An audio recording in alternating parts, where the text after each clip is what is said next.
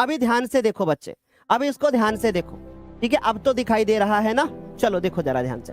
सबसे पहली बात मेरे प्यारे बच्चों, जो आपका बोर्ड का पेपर आएगा उसमें होगा गद्य पद्य साहित्य का इतिहास, यानी कि अब इसमें से क्या क्या आपको पढ़ना था।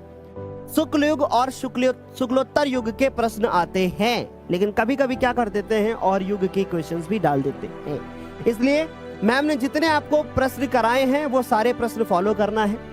रीतिकाल और आधुनिक काल के प्रश्नों को कराया जाएगा, और जब 24 तारीख होगी तो 24 तारीख की सुबह 4 बजे हमारे तरफ से आपको पूरा हिंदी का रिवीजन करा दिया जाएगा। लेकिन उसके भरोसे नहीं बैठेंगे, हम बराबर तैयारी बराबर करेंगे।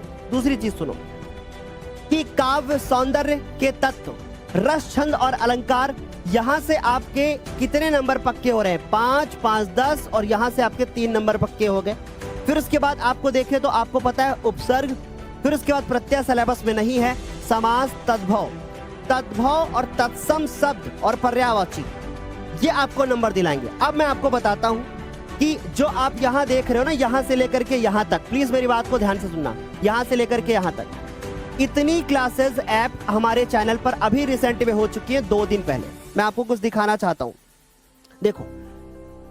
हिंदी का महामैराथन हुआ था, गद्य पद्य साहित्य का इतिहास हुआ था, और संपूर्ण व्याकरण, और ये इन 4 क्लासेस में आपके कितने नंबर पक्के हो रहे हैं? इन शुरू के 4 क्लासेस में आपके शुरू के 20 नंबर पक्के हो रहे हैं, और प्लस आपका ये वाला क्वेश्चन भी यहीं से कवर हो रहा है, ये वाला क्वेश्चन, ठीक है।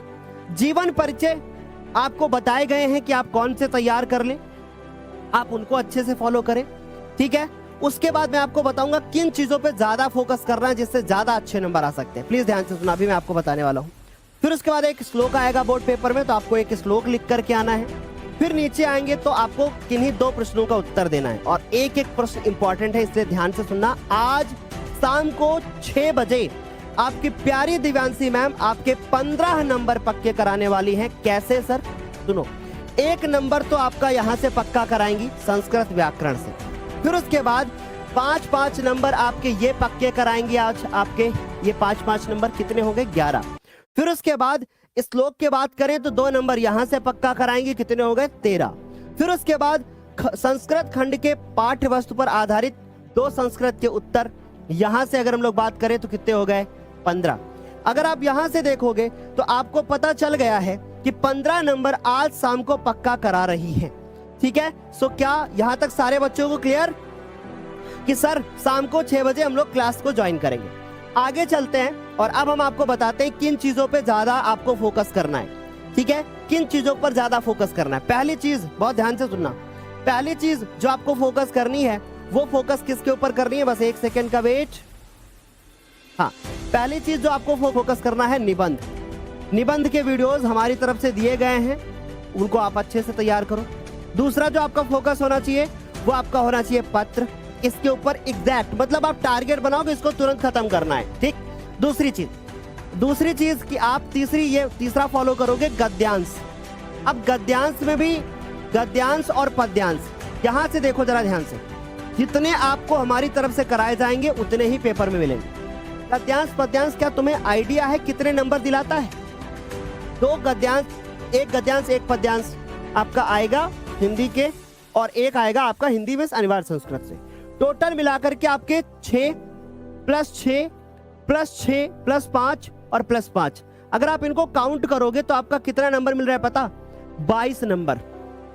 आप इमेजिन करो कि 22 नंबर आपके ये हो गए, प्लस अगर आप निबंध के बारे में बात करोगे मेरे बच्चे, तो निबंध के बारे में अगर बात करें तो आपका 7 नंबर का निबंध हो जाएगा, ठीक है। 7 नंबर का आपका निबंध हो जाएगा। और जो आपका पत्र आता है, जैसे आप यहाँ पे देखो पत्र, तो 4 नंबर आपको पत्र के कंफर्म हो जाएंगे, ठीक है। तो आपका 4 नंबर का पत्र हो जाएगा।